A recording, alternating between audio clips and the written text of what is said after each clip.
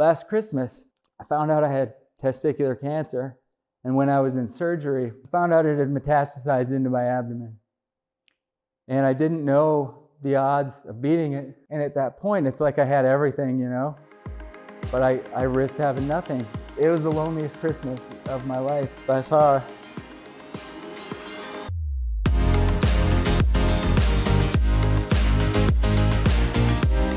I'm really excited to give this talk. It's a culmination of a lot for me. So yeah, I'm Chris. If you want to get a hold of me after this, you can find me at Life Outside the Maze. Email me, it comes right to me. I always respond. And this talk is called The Most Important Thing. So I grew up in a small town in Minnesota with just a couple hundred people. And when I was a kid, I wanted to be either an archaeologist, a chef, an inventor, or a scuba diver that finds sunken treasure. And when I got a little bit older and went to college, the only one that kind of had a major that looked like any of these was mechanical engineering. So kind of like inventor. I live in Colorado with my wife and 2 kids, and I claimed my 4 years ago. Oh yeah, I have this thing. I'm going to share a little bit about my story today, and along the way, I hope to share some things I've learned about happiness, success, and wealth. Share some of my post-FI adventures that Carl alluded to. Then talk about what I've learned about the stories we tell ourselves and the most important thing. So my dad, when I was about 10 years old, talked to me about compound interest. I was lucky that I had a father who was pretty financially savvy. And he told me that if you save $10 a day and invest it at a 7% annual return, in 100 years you'll have $50 million. And it blew my mind, right? And it turns out that's kind of the crux of the FI path, right? Is getting ahead of that compound interest curve. And so you try to maximize your income, minimize your spend, take the surplus between those two and invest it. And then when you're at a point where you can live off of that, you're FI, right? And so I'm going to kind of talk through each of these points and how they played out in my life, starting with raising income. So when I graduated from college, my wife and I moved out to Denver, and it was the early 2000s. It was right after that tech crash, and we're both in tech. And 11,000 workers had been laid off. And so it took us about 6 months to find jobs. And we were down to less than $1,000. That we had. We didn't have enough to make a rent. So when we did finally get jobs, I didn't want to feel that powerlessness again. And I didn't know about FI yet. I didn't know it was a thing, but I knew I wanted to get ahead. And so I worked like crazy. And I did everything I could. I said yes to everything. And so yes, I'll be on that, special committee. Yes, I'll take on that project. Yes, I'd like to try, managing people. And my career kind of went from engineer. And then I was designing new products, medical devices mainly. And I wanted to have a say over what I designed. And so I went into management, but still you were beholden to a board. And so I eventually made the jump to entrepreneur and did a bunch of startups. Over the first 9 years of working, I tripled my income, which really jump-started our FI path. And the lesson I'll share from this is that being 5 to 10% better, it compounds into extraordinary results. And so if I'm putting together a budget and it's 5% more accurate, and a schedule and it's 10% more accurate, if my team communicates 5% better, every day we're getting slightly ahead someone who's running slightly less efficient. And so money isn't the only thing that compounds. Same time I was doing this, every day after work, well, not every day, but many days after work, I had an extra set of clothes in my trunk, old pair of jeans and a t-shirt, and I'd take off my khakis and my ridiculous button down, and I put that on and I'd go work on my rental properties. At first I had a boss who was really interested in this stuff, and he asked me, how's it going? And I said, it's kind of like digging in the dirt for pennies. It was rough, trying to get this thing going. And I know it sounds cheesy, but eventually over time, a money tree grows. I got these properties cash flowing, and then all you got to do is water it and it bears fruit. And so again, compounding in another way. On the spend less side of things, I've always been naturally frugal. It's just, I don't know. It's something about myself. In college, I paid $120 for rent. It was about a fifth of what my friends paid. And I biked to school year-round in Minnesota. Got hit by a car twice, but no severe damage. And back then, we didn't spend money for happiness. We would spend money on like cheap beer and have good conversations. So when we started earning, I just tried to keep those habits up as long as I could. Cutting back on the big three, the top 3 expenses for your average household, housing, cars, and food, and then saving money everywhere else, cutting my own hair, no cable, saving on clothing and entertainment, etc. I did eat a lot of ramen. I still like ramen. And then nothing fancy in my story on the investing side. You know, a broad-based portfolio. We had dual incomes, and so we saved over 50% of what we earned, and we put it in broad-based ETFs. And the only thing I'll mention here is the importance of investing early and the last double. And so in that example I gave at the top, where you make $50 million by investing $10 a day over 100 years, the last 10 years of that gives you over half of that return, right? And so 10% of the time gives you 50% of the results. That's the importance of getting going as early as possible. I think this is a lot of review, isn't it? For most of us here. So there we were kind of trucking along, maybe like 10, 15 years into this path. My wife and I were both working at startups. And it's like work, but for crazy people. Because it's like 60, 80 hours. It's not just something people say, but I loved it in its own way. I don't recommend it as a good path to FI because there's too much variance, right? If you're just looking to get to FI, you don't need company to fail. You know, 9 out of 10 of these things fail. You got to pick up and go to the next one and the next one and hope to win the lottery. You can get there with just maximizing income and a nice steady career. But I found myself there, and I was the program director at large for a startup, and we were trying to raise a round of funding to stay alive. And in came this venture capitalist, and this was a guy, he was elderly. He was worth about $500 million. And he had started and sold maybe a dozen companies, been on boards for a whole bunch of others. And he comes in and he throws his keys down on the table, and he's got like the Porsche keychain and the Ferrari keychain, and I'm just like biting my lip. And then we pitched him, you know, our deck, and I'm going through financials, and he just starts talking about money. And he's like, you know, the more money you have, the more difficult it gets. And I got some family members that think I give them too much money, and some that think I don't give them enough. And I don't know if people like me for me or my money. And then he stopped, and he just like said, he looked around our like crappy little office, and he goes, remember this time. This is the happiest you're ever going to be. And I was like no more than a day or two earlier, one of my co-founders had like a nervous breakdown in the office. And so it really gave me pause. Like, if this is the happiest I'll ever be, I'm screwed, you know, like. It was a realization moment for me. It was like I'd been working to get ahead, but I was ahead. And so how much was enough? You know, how much money, how much success? And clearly the path I was on, if I was going to be that guy, was not going to get me there. And so I started writing a manifesto, not like Unabomber type manifesto, but I had this idea about money and happiness, and I was like inventing it. No one's thought of this before.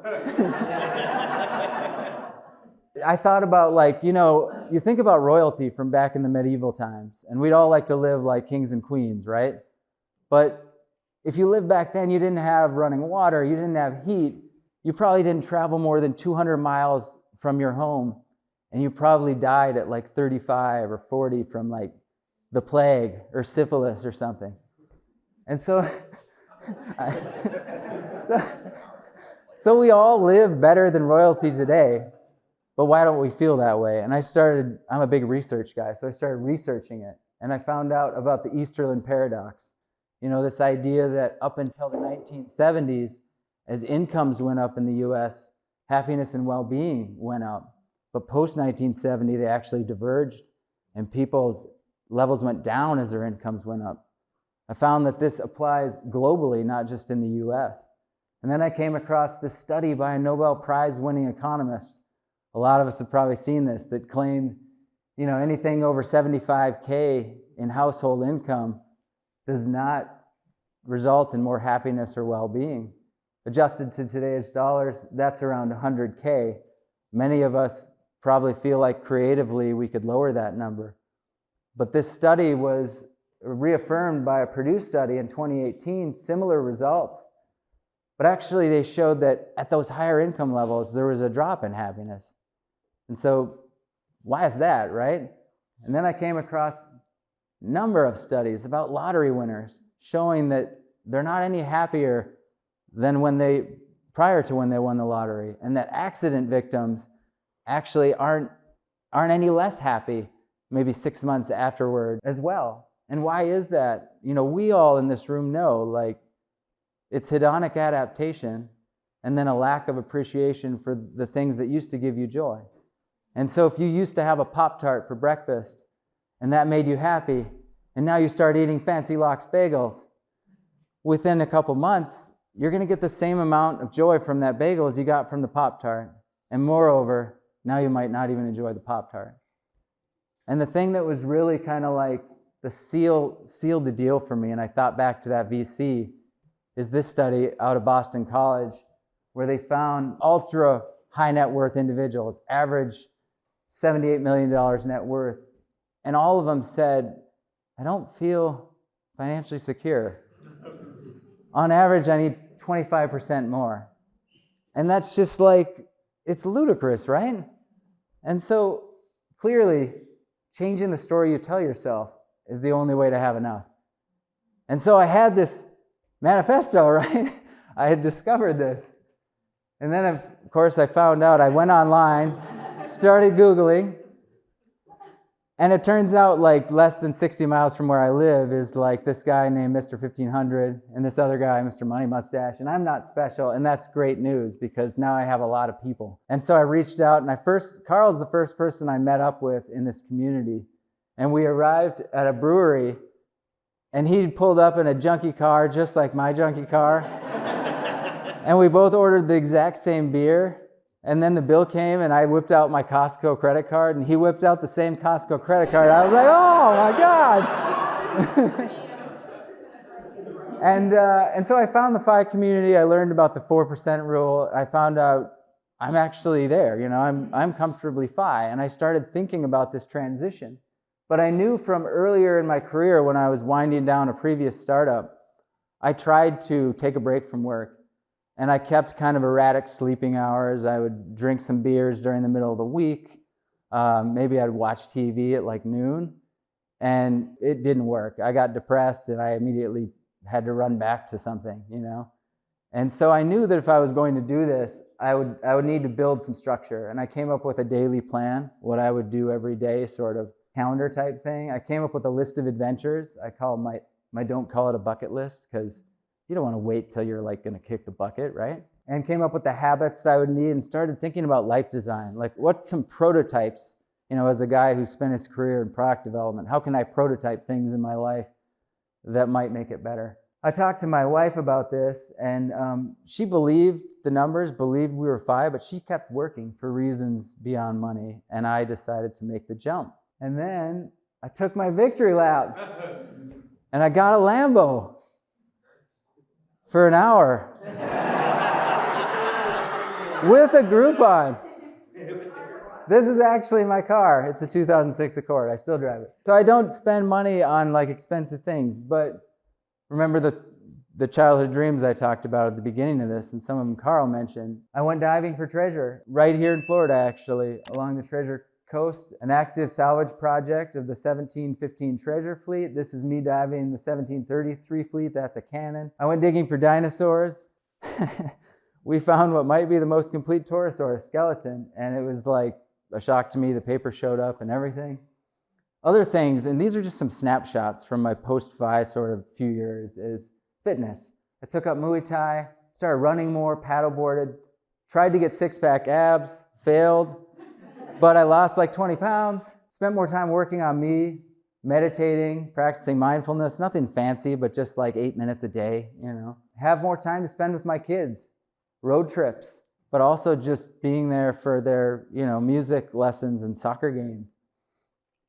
Ran some life experiments. I thought maybe I'd like to be a college professor. And so I started teaching a couple of classes at the Colorado School of Mines in Golden, where I live, and that's been gratifying in its own way.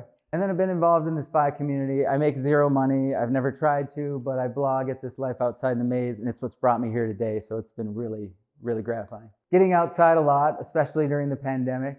Creating, as Carl alluded to, I actually got to record, my mom, who's 77, took up poetry, and we took one of her songs and we released it on all the streaming platforms. That was super fun. I wrote a screenplay, been able to travel to a whole bunch of fun places. And what I've learned through all these is the research is right. You get more happiness return on investment with experiences than things. You get it when you're planning them. It brings a giant smile to my face when I'm doing them.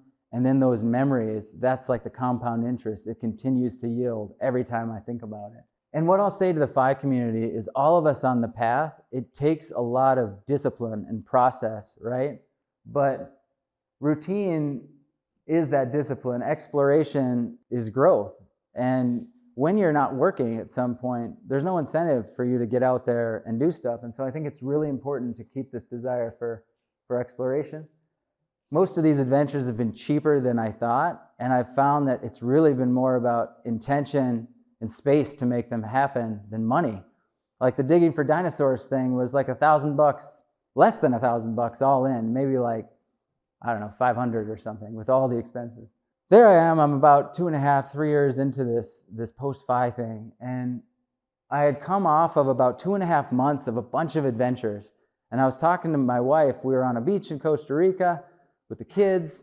I was trying to think of what I learned from these last few months that I would implement into my life. What sort of revelations have I had? And I couldn't come up with any. And at first I was like, I've been slacking, maybe I need more mindfulness. But then the more I thought about it, I was like, this is actually a great thing because it means I'm living the life. I don't need to make giant pivots. This is what I want to be doing. And I actually wrote this around the time. I said when I left my job a couple years ago, I recognized something. If I got cancer or something tomorrow, I wouldn't regret if my career ended up being only 15 years instead of 20 or 35. I'd regret not having that time with family. I'd regret not doing some of the things, weakening my relationships while I was overworking. And I don't know how much time I have left, but I get to make choices that build what the future looks like. I'm really grateful for that opportunity. And I hope that I can just kind of tweak things over time rather than being in a spot where I've got to make grand changes. And it's a great place to be because things don't end when you hit FI. Work continues just in a different way. Happiness isn't something you achieve. It's something you maintain. My metaphor is like a garden. I gotta keep weeding it, and if I don't, those weeds start to come in. And compound interest doesn't just work with money, but everything. Skills, like at my job where momentum started to build. Side hustles, like the real estate. Experiences, and then through all of these, I was really building relationships, which have brought me the most insight in my life. And so the stock market has been booming over this time, right? If you look at my story, houses have been taking off. And even though I really badmouthed startups, my wife was that 1 out of 10 that took off like a rocket ship and provided FI on paper for us all over again. And we find ourselves in these positions where we got more money than ever. And around last December, she was talking about joining me, stepping back. And then last Christmas, I found out I had testicular cancer. And when I was in surgery, I found out it had metastasized into my abdomen. And I didn't know the odds of beating it. And at that point, it's like I had everything, but I risked having nothing. And it was the loneliest Christmas of my life by far. But FI really helped me. I had done all those things, and it was such a gift. I didn't wait and have some bucket list. I knew my family was going to be okay no matter what happened. And I had been more present with them. I could pay for health care when those scans showed up on the day and insurance denied. I didn't have to worry about making ends meet. Money wasn't saving me, but it was really smoothing the ride. And we all think about all the great things you can do with financial independence, but security during tragedy is that most important thing that we don't think about as much. And cancer really sucks. And so it's like poison, and cancer cells are slightly weaker than your healthy cells. So kills the cancer cells and doesn't kill you, but just slightly doesn't kill you. You know, I remember the techs would come in and they'd wear these big protective blue suits. If I peed and it splashed up on the seat, I know this is graphic, and one of my family members were to get that on their skin, it could burn them, and so I had to use my own bathroom. It was constant nausea, waiting 4 hours for the next pill, like looking at the clock, general zombie-like state. I couldn't walk a city block without wheezing, a lot of horrible stuff. But toward the end of it,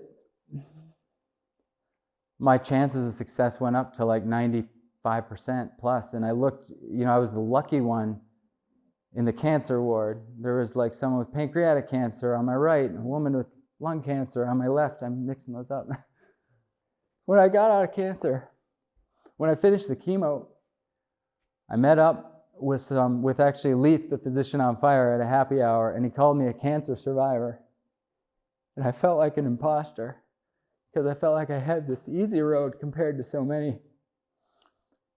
And what I learned from this, from going through cancer, is that PTSD is not really a D at all. We're all products of the cumulative trauma in our lives. You know, if you had some parent that told you you were not good enough, that's trauma as well. And FI is a simple playbook, but it's hard to execute.